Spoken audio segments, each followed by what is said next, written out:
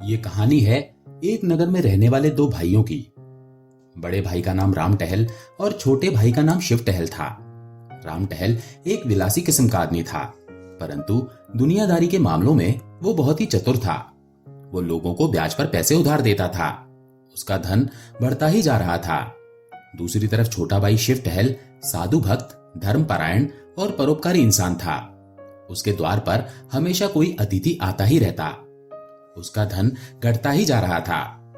बड़े भाई का पूरे मोहल्ले पर दबदबा था। सभी उसके हुक्म का पालन करते थे। ऐसा कोई भी ना था जिसने राम टहल से उधार ना लिया हो। सभी उसके ऋणी थे। ऋणी सब्जी वाला उसे सब्जी दे जाता, ऋणी ग्वाला उसे आधे दाम पर दूध दे जाता। छोटे भाई का किसी पर रौब ना था। साधु संत आते और इच्छापूर्ण भोजन करके अपनी राह लेते। दो चार आदमियों को रुपए उधार भी दिए, तो सूद के लालच में नहीं बल्कि संकट से छुड़ाने के लिए। शिव टहल ने जिसको भी उधार दिया कभी उसका तगादा नहीं किया, ताकि उन लोगों को कभी दुख न पहुंचे। इस तरह से कई साल गुजर गए, यहां तक कि शिव टहल की सारी संपत्ति परमार्थ में उड़ गई। उसके रुपए भी डूब गए। उधर राम टहल ने नया मकान बनवा लिया, सोने चांदी की दुकान भी खोल ली, थोड़ी जमीन भी खरीद ली और खेती बाड़ी करने लगा। अब शिव टहल को अपनी चिंता सताने लगी कि उसका जीवन निर्वाह कैसे होगा। धन नहीं था, कोई रोजगार वो करता नहीं था। ऐसी चतुर बुद्धि भी नहीं थी जो बिना धन के भी अपनी राह निकाल लेती। किसी से ऋण लेने की हिम्मत नहीं होती थी। किसी दूसरे आदमी की नौकरी भी नहीं कर सकते थे। कुल मर्यादा भंग जो होती। 2-4 महीने तो जैसे तैसे करके कटे। अंत में चारों ओर से निराश होकर वो अपने बड़े भाई के पास गया और कहा, भैया, अब मेरे और मेरे परिवार के पालन पोषण का सारा भार आपके ऊपर है। आपके सिवा अब किसकी शरण लूं? बड़े भाई राम टहल ने कहा, इसकी कोई चिंता नहीं है। तुमने कुकर्म करके धन थोड़े ही उड़ाया है। जो कुछ भी किया है उससे हमारी कुल की कीर्ति ही फैली है। मैं तो धूर्त हूं, संसार को ठगना जानता हूं। तुम सीधे साधे आदमी हो, दूसरों ने ही तुम्हें ठग लिया। ये तुम्हारा ही घर है। मैंने जो जमीन ली है उसकी तहसील वसूल करो, खेती बाड़ी का काम संभालो। महीने के अंत में तुम्हें जितने खर्च की जरूरत हो मुझसे ले जाओ। हाँ, एक बात ध्यान रखना, मैं साधु संतों का सत्कार करने के लिए एक पैसा भी नहीं दूंगा और ना ही तुम्हारे मुंह से अपनी निंदा सुनूंगा। शिव टहल ने गदगद कंठ से कहा, भैया, मुझसे इतनी भूल अवश्य हुई है कि मैं सबसे आपकी निंदा करता रहा हूं। उसके लिए मुझे क्षमा कर दो। अब से मुझे अपनी निंदा करते सुनो तो जो चाहे वो दंड दे देना। हाँ, आपसे मेरी एक विनती है। मैंने अब तक अच्छा काम किया या बुरा, पर भाभी जी को मना कर देना कि उसके लिए मेरा कभी तिरस्कार ना करें। राम टहल ने कहा, अगर वो कभी तुम्हें ताना देगी तो मैं उसकी जीभ खींच लूंगा। बड़े भाई राम टहल की जमीन नगर से 10-12 कोस दूर थी। वहां पर कच्चा मकान भी था। बैल, गाड़ी, खेत की अन्य सामग्रियां वहीं पर रहती। शिव टहल ने अपना घर भाई को सौंपा और अपने बाल बच्चों को लेकर गांव चला गया। वो वहां उत्साह के साथ काम करने लगा। उसने नौकरों के काम की चौकसी करना शुरू कर दी। उसका परिश्रम फल भी लाया। पहले ही साल में उपज दुगनी हो गई। खेती का खर्चा आधा रह गया, पर वो अपना स्वभाव कैसे बदलता। पहले की तरह तो नहीं, पर अभी भी 2-4 साधु संत शिव टहल की कीर्ति सुनकर वहां पर आ जाया करते थे और शिव टहल को विवश होकर उनकी सेवा और सत्कार करना ही पड़ता था। वो अपने बड़े भाई से ये बात छिपाता था कि कहीं वो क्रोधित होकर उसकी जीविका का आधार न छीन ले, जिसका परिणाम ये हुआ कि उसे अपने भाई से छिपकर अनाज, भूसा, खली बेचना पड़ता। इस कमी को पूरा करने के लिए वो मजदूरों से और भी कड़ी मेहनत लेता था और खुद भी बहुत ही कड़ी मेहनत करता। धूप, ठंड, पानी, बूंदाबांदी की बिल्कुल भी परवाह न करता। मगर उसने कभी इतना परिश्रम नहीं किया था। उसका शरीर शक्तिहीन होने लगा। भोजन भी रूखा सूखा ही मिलता था और उसका भी कोई ठीक समय नहीं था। कभी दोपहर को खाया तो कभी तीसरे पहर। कभी प्यास लगी तो तालाब का पानी पी लिया। दुर्बलता रोग का पूर्व रूप होती है। वो बीमार पड़ने लगा। देहात में दवा दारू की सुविधा नहीं थी। धीरे धीरे रोग ने जड़ पकड़ ली। ज्वर ने पीलिया का रूप धारण कर लिया और पीलिया ने 6 माह के अंदर ही उसका काम तमाम कर दिया। शिव टहल की मृत्यु का समाचार जब उसके बड़े भाई राम टहल तक पहुंचा तो उसे बड़ा ही दुख हुआ। इन 3 वर्षों में उसे कभी एक पैसा भी खर्चना नहीं पड़ा था। गुड़, घी, भूसा, चारा, उपले, ईंधन सब गांव से ही चला आता था। वो बहुत रोया और उसे पछतावा भी हुआ कि मैंने अपने भाई की दवा दारू पर कोई ध्यान नहीं दिया। अपने स्वार्थ की चिंता में मैं उसे भूल ही गया। लेकिन मैं क्या जानता था कि पीलिया का ज्वर प्राण घातक होता है, नहीं तो यथाशक्ति अवश्य ही उसका इलाज करवाता। शायद भगवान की यही इच्छा थी, इसमें मेरा क्या दोष है। अब कोई भी खेती संभालने वाला नहीं था। इधर राम टहल को खेती का मजा मिल गया था, साथ ही विलासिता ने उसका स्वास्थ्य भी नष्ट कर डाला था। अब वो गांव के स्वच्छ जलवायु में रहना चाहता था। उसने निश्चय किया कि खुद ही गांव में जाकर खेती बाड़ी करूंगा। लड़का जवान हो गया था, शहर का लेन देन उसे सौंप दिया और राम टहल गांव चला गया। यहाँ पर उसका समय और चित्त विशेषकर गायों की देखभाल में लगता था। उसके पास एक बड़ी अच्छी गाय थी। कई साल पहले उसे बड़े ही शौक से खरीदा था। वो खूब दूध देती थी और सीधी इतनी थी कि बच्चा भी सींग पकड़ ले तो कुछ बोलती नहीं थी। वो इन दिनों गर्भवती थी। राम टहल उसे बहुत ही प्यार करता था। वो शाम सवेरे उसकी पीठ सहलाता, अपने हाथों से खिलाता। कई आदमी उसकी अच्छी कीमत देने को तैयार थे, परंतु राम टहल ने उस गाय को नहीं बेचा। जब समय पर गाय ने एक बच्चा दिया तो राम टहल ने बड़ी ही धूमधाम से उसका जन्मदिन मनाया। कितने ही ब्राह्मणों को भोजन करवाया। कई दिनों तक गाना बजाना चलता रहा। इस बछड़े का नाम जवाहर रखा गया। जन्म पत्री भी बनवाई गई। उसके अनुसार बछड़ा बड़ा ही होनहार और बड़ा ही भाग्यशाली स्वामी भक्त निकलेगा। केवल 6ठे वर्ष उस पर एक संकट की आशंका थी। अगर वो उससे बच गया तो जीवन पर्यंत सुख से रहेगा। वो बछड़ा बड़ा ही सुंदर था, अत्यंत मनोहर और दिन भर कलोले किया करता था। राम टहल का मन उसे छलांगे भरते देखकर प्रफुल्लित हो जाता। वो बछड़ा राम टहल से इतना हिल मिल गया कि उसके पीछे कुत्ते की भांति दौड़ता फिरता था। जब राम टहल शाम और सुबह को अपनी खाट पर बैठकर गांव वालों से बातचीत करता तो जवाहर उनके पास खड़ा होकर उनके हाथ पांव को चाटता था।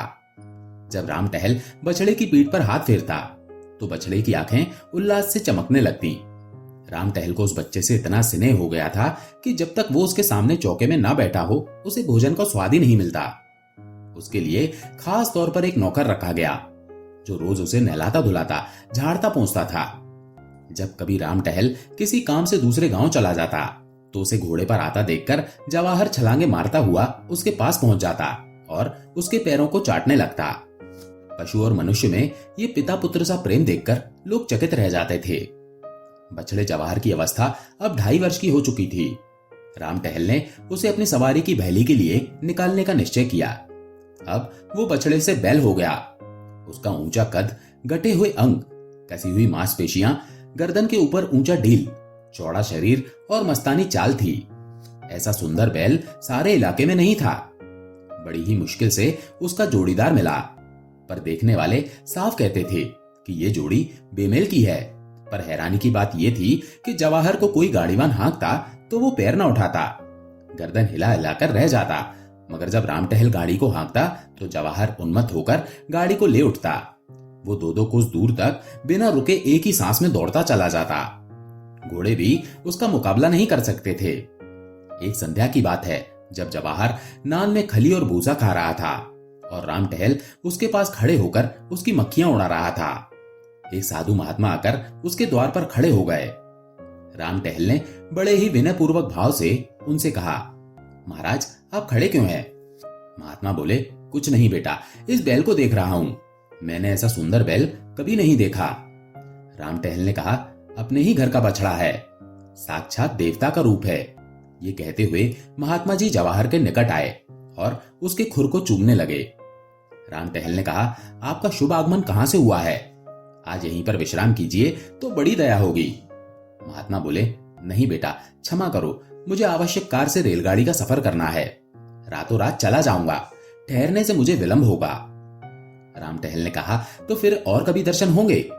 हाँ, तीर्थ यात्रा से 3 वर्ष में लौटकर इधर से फिर से जाना होगा, तब आपकी इच्छा जरूर पूरी करूंगा और यहाँ पर ठहरूंगा।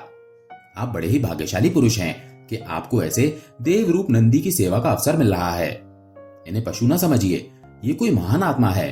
इन्हें कष्ट ना दीजिएगा, इन्हें कभी भूल से भी ना मारिएगा। ये कहकर साधु ने जवाहर के चरणों पर शीश नवाया और चले गए।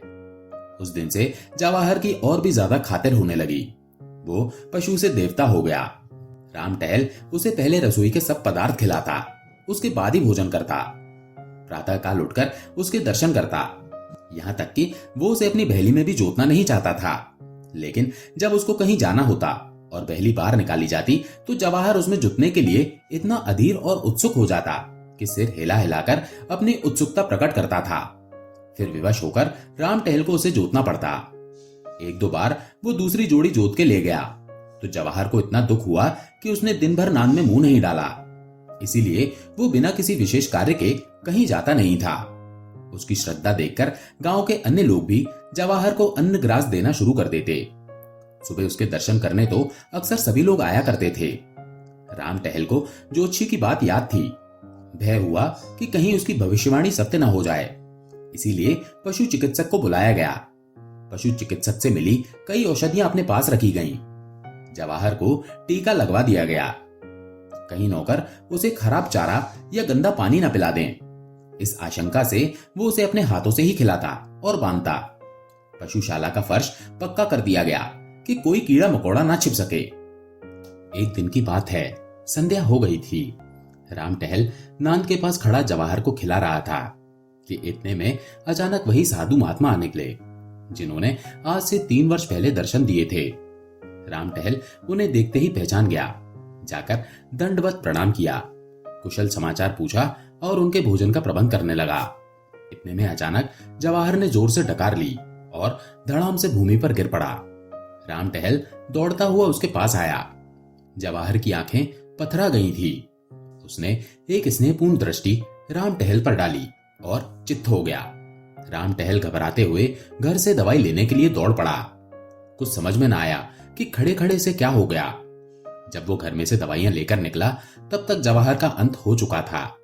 राम टहल शायद अपने छोटे भाई की मृत्यु पर भी इतना दुखी नहीं हुआ था जितना कि जवाहर की मृत्यु पर था।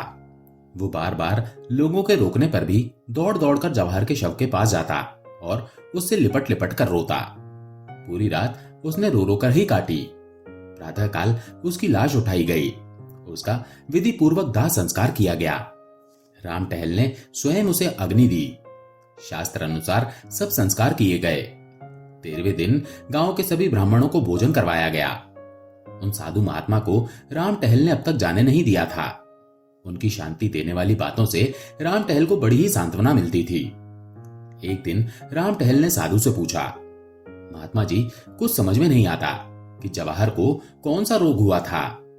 जोशी ने भी उसकी जन्मपत्री में लिखा था कि उसका 6ठा साल अच्छा न होगा, लेकिन मैंने इस तरह से किसी जानवर को मरते नहीं देखा। आप तो योगी हैं, क्या ये रहस्य आपकी समझ में आता है? साधु ने कहा, हाँ, थोड़ा थोड़ा समझता हूं। राम टहल ने कहा, तो मुझे भी कुछ बताइए, चित्त को धैर्य नहीं आ रहा। साधु महाराज बोले, ये पिछले जन्म का कोई बहुत ही साधु भक्त और परोपकारी जीव था। उसने सारी संपत्ति धर्म कार्यों में उड़ा दी। आपके संबंधियों में से ऐसा कोई सज्जन था? हाँ, था तो महाराज, मेरा छोटा भाई शिव टहल। उसने तुम्हें धोखा दिया, तुम्हारे साथ विश्वासघात किया। तुमने उसे अपना कोई काम सौंपा था। वो तुम्हारी आंख बचाकर तुम्हारे धन से साधु सज्जनों की सेवा सत्कार किया करता था। शिव टहल ने कहा, मुझे उस पर इतना संदेह नहीं होता। वो इतना सरल प्रकृति और इतना सज्जन मनुष्य था कि बेईमानी करने का उसे कभी ध्यान ही ना आया होगा। लेकिन उसने विश्वासघात अवश्य किया है, अपने स्वार्थ के लिए नहीं, अतिथि सत्कार के लिए ही सही, पर वो था तो विश्वासघात ही। संभव है कि दुर्व्यथा ने उसे धर्म पथ से विचलित कर दिया हो। हाँ, यही बात है। उस प्राणी को स्वर्ग में स्थान देने का निश्चय किया गया, पर उसे विश्वासघात का प्रायश्चित करना आवश्यक था। उसने बेईमानी से तुम्हारा जितना धन हर लिया था, उसकी पूर्ति करने के लिए उसे तुम्हारे यहां पर पशु का जन्म दिया गया। ये निश्चय कर लिया गया कि 6 वर्ष में प्रायश्चित पूरा हो जाएगा। इतनी ही अवधि तक वो तुम्हारे यहां पर रहा। जैसे ही अवधि पूरी हो गई, वैसे ही उसकी आत्मा निष्पाप और निर्लिप्त होकर निर्माण पद को प्राप्त हो गई। महात्मा जी तो दूसरे दिन विदा हो गए, लेकिन राम टहल के जीवन में उस दिन के बाद एक बड़ा परिवर्तन देखने को मिला। उसकी चित्तवृत्ति अब बदल गई थी। दया और विवेक से उसका हृदय परिपूर्ण हो गया। वो मन में सोचता कि जब ऐसे धर्मात्मा प्राणी को जरा से विश्वासघात के लिए इतना कठोर दंड मिला तो मुझ जैसे कुकर्मी की क्या दुर्गति होगी। ये बात उसके ध्यान से कभी न उतरती थी। इस घटना के बाद से राम टहल का जीवन बिल्कुल ही बदल गया। वो अब दूसरों की सहायता करता, अतिथियों का सत्कार करता और दीन दुखियों की सहायता करता। दोस्तों, आपको ये कहानी कैसी लगी कमेंट करके जरूर बताएं। अगर अच्छी लगी हो तो वीडियो को लाइक करके चैनल को सब्सक्राइब जरूर कर लें। धन्यवाद।